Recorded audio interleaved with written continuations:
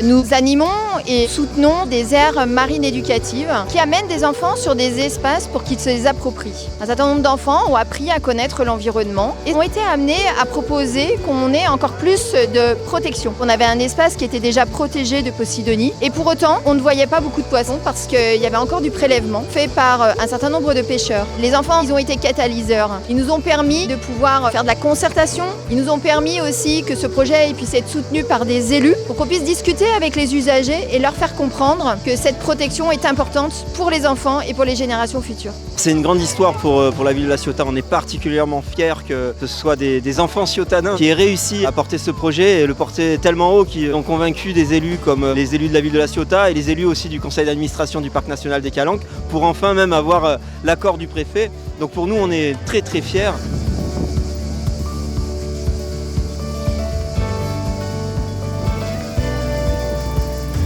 Alors de chaque, on peut leur demander.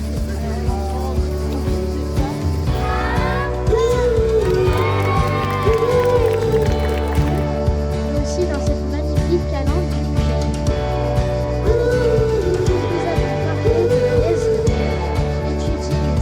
Le Mugel, c'est une merveille, on va dire.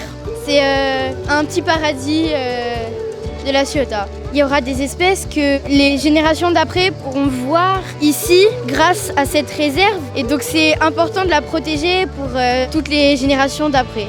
J'y vais souvent avec ma mère pour faire des palmas tuba. Du coup, ça m'apporte beaucoup de choses, ça m'a sensibilisée et du coup, je veux pas le voir partir.